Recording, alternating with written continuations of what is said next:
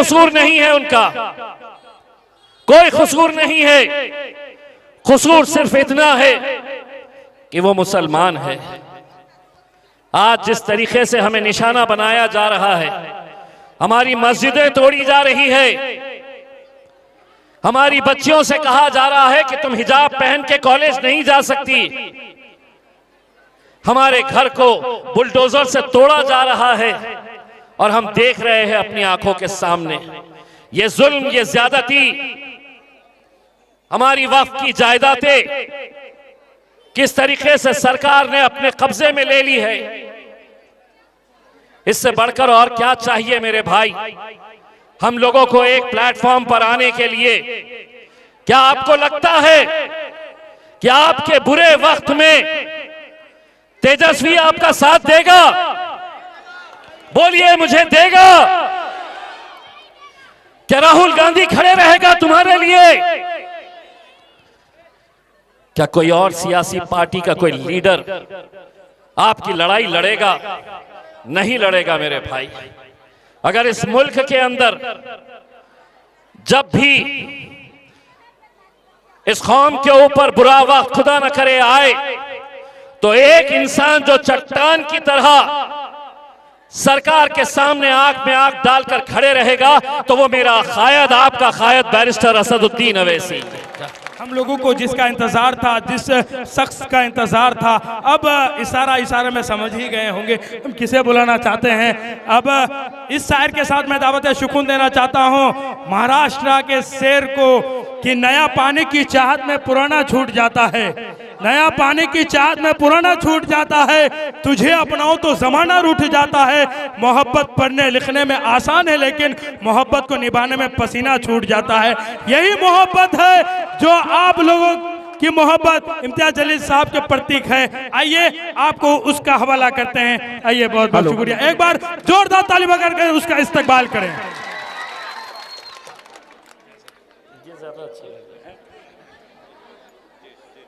अस्सलाम वालेकुम व रहमतुल्लाहि व बरकातहू। वालेकुम अस्सलाम व रहमतुल्लाहि व बरकातहू। मैं पिछले जरा पीछे मैं पिछले 2 दिनों से एक बात गौर कर रहा हूं। जब भी मैं मजलिस के जलसे में जा रहा हूं, तो मेरे पीछे पीछे कुछ भाजपा के, कुछ आरजेडी के और कुछ कांग्रेस के कार्यकर्ता भी सुनने के लिए आ रहे हैं। अब आप पूछेंगे और मुझसे कहेंगे कि यहाँ तो इनमें से कोई भी नहीं है करके, लेकिन मैं 2 दिन से देख रहा हूँ वो इंसान की शक्ल में नहीं आ रहे हैं, वो कीड़ों की शक्ल में आ रहे हैं। वो 2 दिन से जहां जा रहा हूं ये कीड़े मेरे पीछे पीछे आ रहे हैं, तो मुझे समझ में आ रहा है ये पूरे भाजपाई कीड़े हैं जो मुझे यहां पर बोलने नहीं देना चाह रहे हैं। मैं आप लोगों का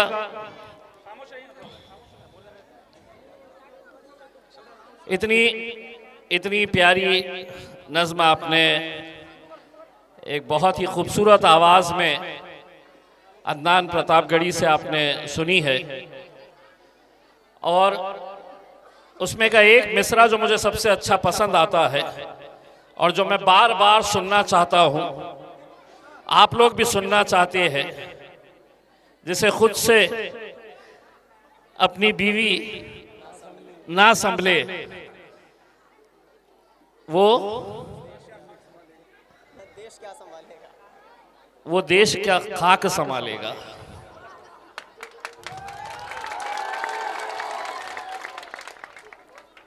देखिए, आज 10 दिनों से हम लगातार हमारे मजलिस के उम्मीदवार सरवर आलम साहब के लिए हम दिन और रात अलग अलग इलाकों में, गांव में, कस्बों में जाकर ये लोगों को बता रहे हैं कि किस तरीके से मजलिस इत्तेहादुल मुस्लिमीन को जिताना इस बार कितना ज़रूरी हो गया है। आप देख रहे होंगे जैसे जैसे इलेक्शन करीब आ रहा है, तमाम सियासी पार्टियां पूरे के पूरे सीमांचल में आकर बैठ गए हैं। हर राजनीतिक पार्टी के निशाने के ऊपर अगर कोई है तो वो बैरिस्टर असदुद्दीन अवैसी साहब है। और हर एक की कोशिश यही है कि किसी भी हालत में मजलिस ने यहां से जीतना नहीं चाहिए। लेकिन हम जहां पर भी जाते हैं वहां पे हमारी माएं, बहनें, बुजुर्ग, नौजवान, इनका जोश देखकर यकीन हो जाता है।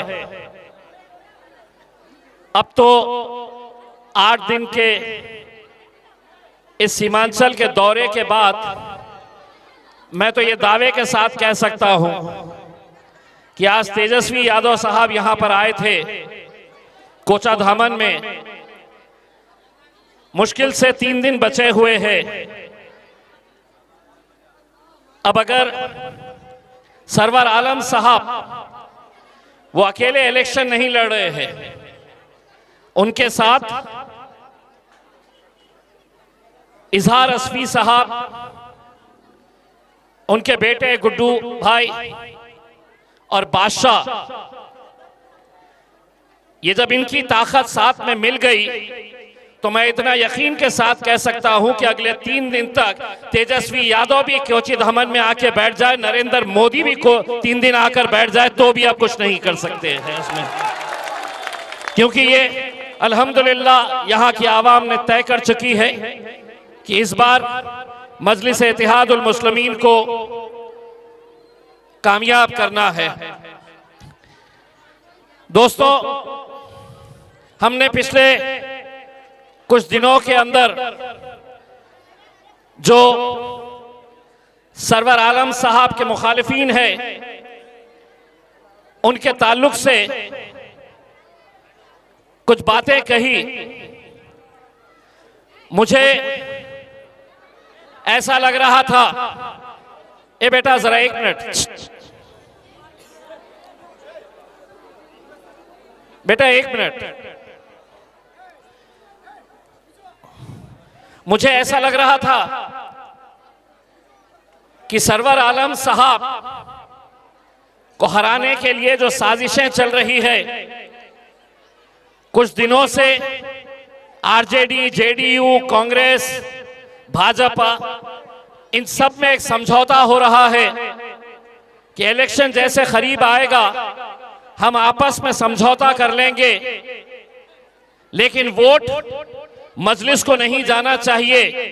क्योंकि वो भी अच्छी तरह से जानते हैं, मैं भी अच्छी तरह से जानता हूं और आप भी अच्छी तरह से जान लो, अगर इस बार सीमांचल की आवाम, कोचाधामन के आवाम अगर असदुद्दीन अवैसी साहब के साथ पूरे ताकत के साथ खड़े रहेगी, ज्यादा से ज्यादा सीटें उन्हें जिताकर लेकर आएगी, तो मैं दावे के साथ कहता हूं कि 2029 का जब इलेक्शन आएगा तो सबसे ज्यादा सीटें मजलिस की अगर किसी राज्य से चुनकर आएगी तो वो बिहार से चुनकर आएगी इंशाअल्लाह उसके अंदर। इसलिए कि मैंने यहां पर अपनी माओ और बहनों की तड़प, असदुद्दीन अवैसी साहब के लिए बुजुर्गों की दुआएं, नौजवानों का जोश जो मैंने देखा है, मैं तो असद भाई को साफ कहता हूं, असद भाई ये दीवानगी ना तो हैदराबाद में देखने को मिलती है ना औरंगाबाद में अब देखने को मिलती है, अब वो सिर्फ सीमांचल में यहां पर अल्हम्दुलिल्लाह आप लोगों ने ऐसा माहौल बनाए हैं।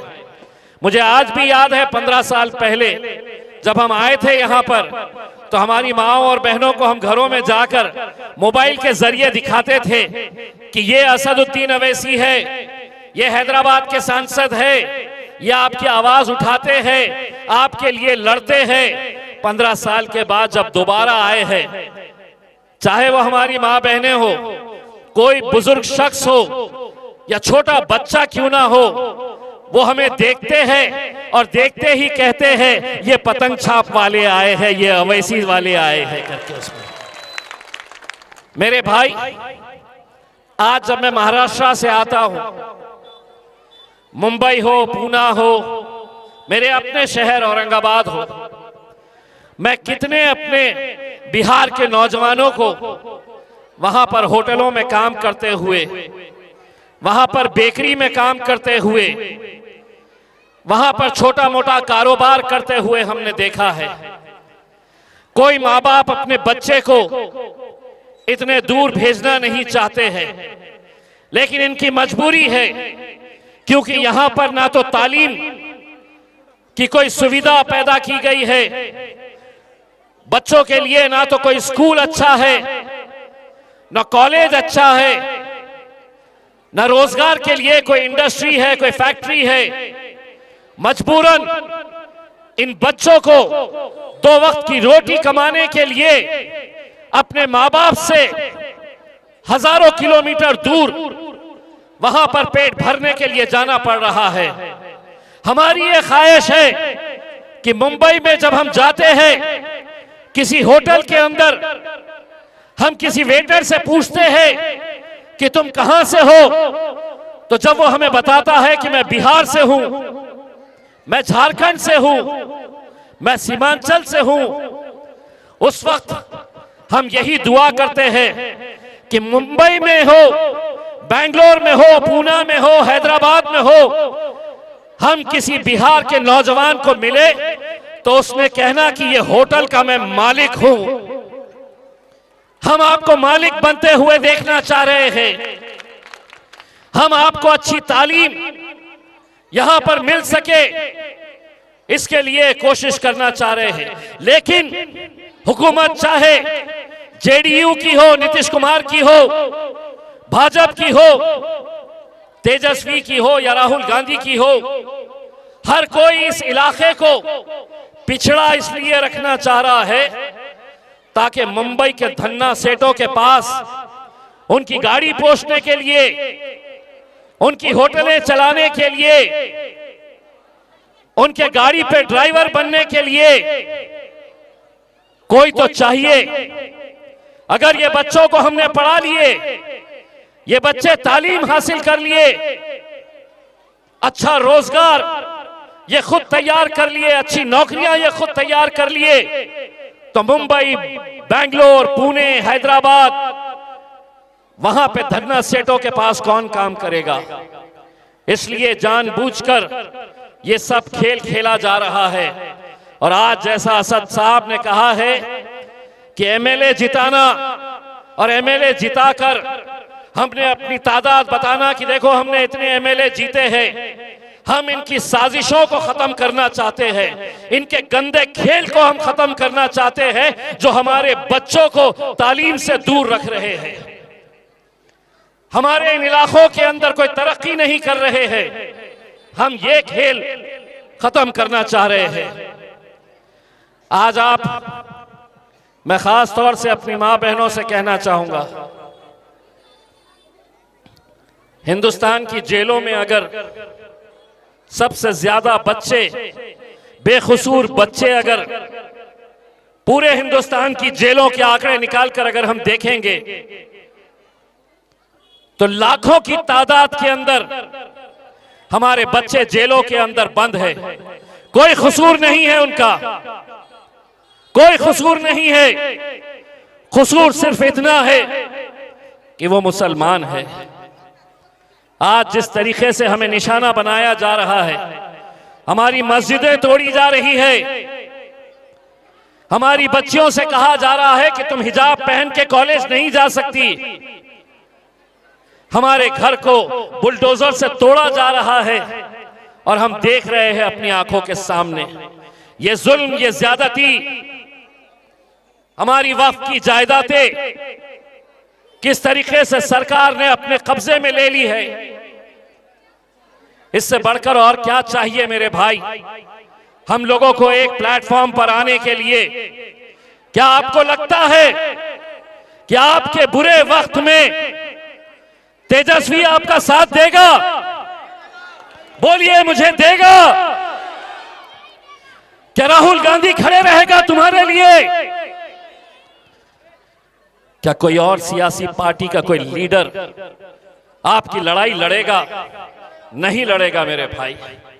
अगर इस मुल्क के अंदर जब भी इस कौम के ऊपर बुरा वक्त खुदा न करे आए, तो एक इंसान जो चट्टान की तरह सरकार के सामने आंख में आंख डालकर खड़े रहेगा, तो वो मेरा कायद, आपका कायद बैरिस्टर असदुद्दीन अवैसी।